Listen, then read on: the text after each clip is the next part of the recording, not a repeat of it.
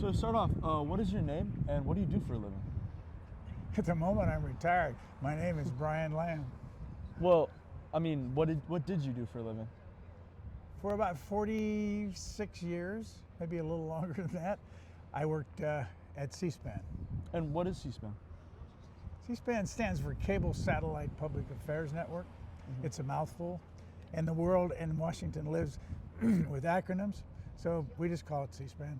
And it is it was a concept 47 years ago to bring television into long-form politics, government, the way the world works behind the scenes in this town. And how did it do that? Well, it did it by asking everybody that would listen, can we bring our cameras into your meeting? The first one was the House of Representatives that had never been on television. And that started in 1979. And then as time went by, we just kept asking everybody in government, in trade associations, think tanks, can we bring our cameras in? And those are the days when there weren't cameras like the one we're talking to. Yeah. Yeah, they didn't exist. And how did bringing cameras into those places sort of help out? And what did C-SPAN do? Well, the objective was, I grew up in a small town in Indiana. And when I came out here in the Navy, I realized that we didn't get as much information as people do here. When you have the ability to walk into a hearing room, sit up in the gallery of the House of Representatives, get involved in conversations in think tanks, and as technology changed, and that ought to be something that everybody today understands because it's changing so fast. When we had the satellite, we were able to connect the satellite and a cable system and have a network. We now have 3 of them, plus a radio station. Oh, wow. And so essentially C-SPAN helped bring sort of conversations on the inside to the outside? Essentially what we did is permit anybody that was interested, and that's a big step because a lot of people aren't, to see how their laws were being made, what their politicians were saying on a much longer form than the 15 seconds on the evening news. And what did you do at C-SPAN? I started out there as, actually I started and finished as the chief executive officer, but because we were small, we do everything. That was the exciting thing about it, as brand new, not a lot of money, so I did a lot of on-air hosting. We started a call-in show in 1980, which had never been done on television. Wow. Yeah, really? So let the public call directly to their elected representatives and put them on the spot, ask them questions. Yeah. And how did you get started at C-SPAN? How did you start it?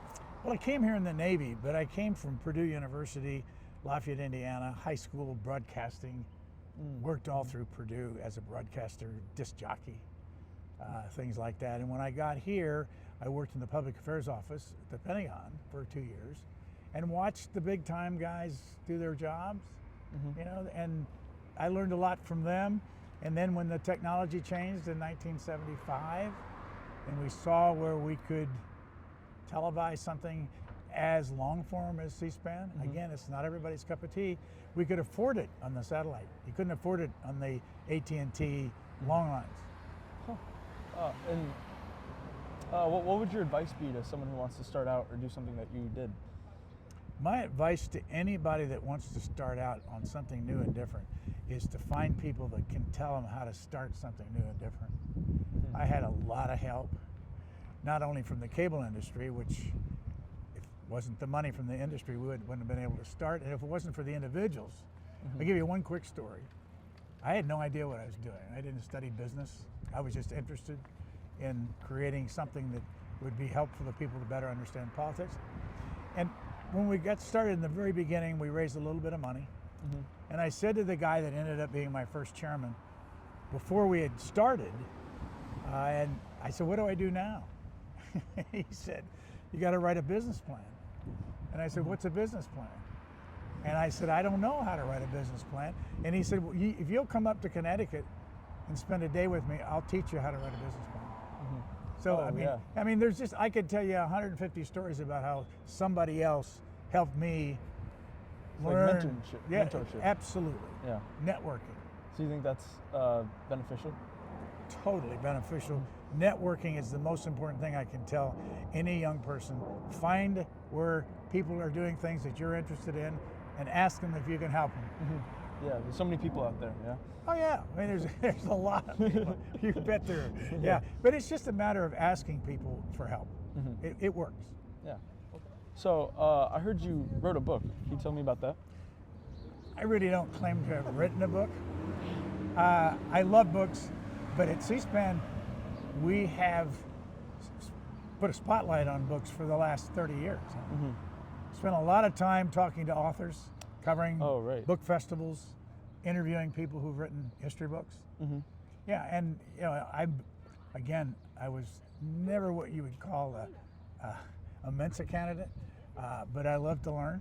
Yeah. And you can learn a lot in books. And I'm afraid today some people don't know that, especially young people don't realize how important it is. I didn't when I was your age, but as time went by, I realized if I was going to really want to learn something in depth, I had to read a book. What do you think the biggest, if there is one, what do you think one of the biggest things that you've taken away from reading so many books and talking to so many authors would be? Frankly, it's history and understanding what happened in the past and how much that might impact the future. People argue all the time about is history past is past prologue, and are we going to have the same thing happen again? No, but the things that happened before are happening today, and people walk around and say this is the worst time in the history of the United States and the world. Not. You may not like what's going on, you may hate what's going on, but believe me, if you dip into history, you'll find out that most of it's happened before. It gains perspective. Yeah, I highly recommend it. Well, the important thing about interviewing people is it's not you that they want to hear from. Yeah. And a lot of people in our business get paid a lot of money to show off. And they do. And it works. And they make lots of money. And they get ratings and all that stuff. But if you want to learn, the interviewer should just start asking questions, listen. A lot of people don't listen, and just absorb it. Yeah. And don't be in a hurry to ask a question on a piece of paper. If somebody says something, follow up with them. I was interviewing a guy, a fabulous guy, who's a historian by the name of Richard Norton Smith, years and years ago, 30 years ago. And he started telling me his personal story, and that he made his parents, when they go on vacation, to take him to the gravesite of every president, because he was a history nut. He was then at age 9. Wow. And so they did.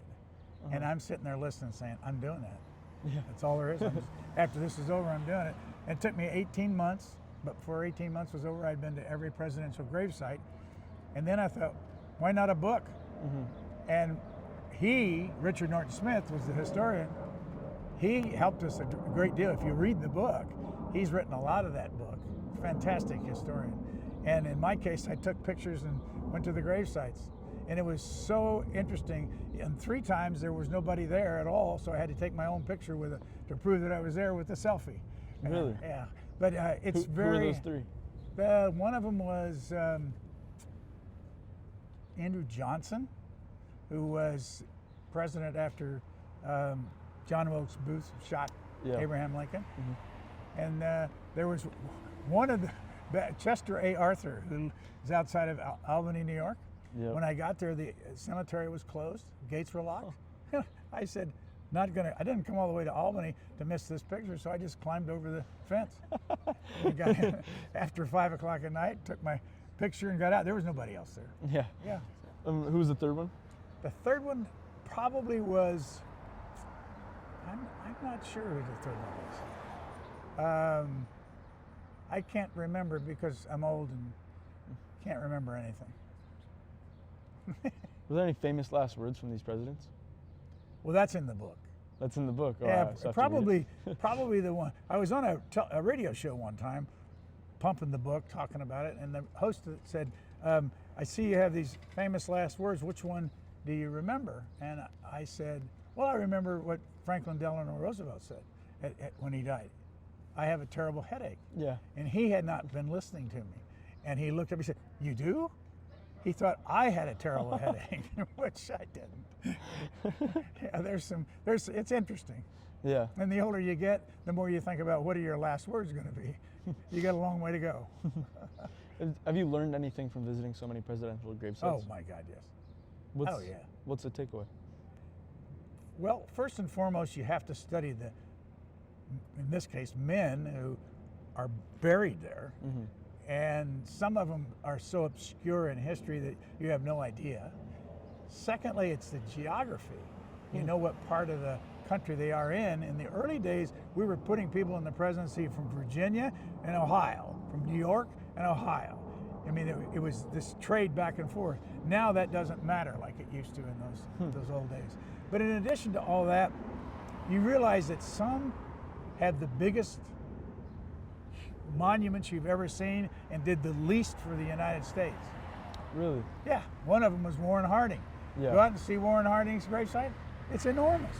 Is it really? It's enormous. He was in presidency for 2.5 years, and not much happened during those 2.5 years except a lot of scandal. Yep.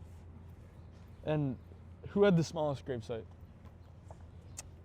Well, the smallest gravesite of all that I've been to is Spiro Agnew's, who was vice president of the United States, and was run out of the vice presidency in a scandal for taking money over the transom when he was governor of the state of Maryland, and also when he was vice president. And when you go to find Spiro Agnew's gravesite, which is not too far from here in Maryland, it's flat on the bottom of the ground, and you really can't find it unless you look hard. Wow. Huh. Yeah, that's a good question though, because I'm sure there are other presidential gravesites. Having Coolidge? No, that's not small. Yeah, well, that's a regular stone, you know. I'm getting help. I'm getting help. Yeah. What was your favorite gravesite? My favorite? Actually, one of my favorites is Calvin Coolidge, who is not a well-known president. He followed Warren Harding for about 6 years, close to 6 years. He was quiet. They called him Silent Cal. He never said much. He's buried up in Plymouth Notch, Vermont, and he started out as a mayor of Northampton, Massachusetts, and he was just an interesting guy. He was the last time we had a surplus in our budget was when Calvin Coolidge was president back in 1920s. Yep.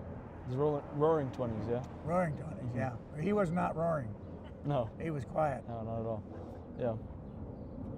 Well, thank you very much. Thank you, Rio. It's too bad about your father. Yeah. Sorry that you've had it's a cross I have to bear. It definitely is, and for the rest of your life. Yeah. That's if he makes it.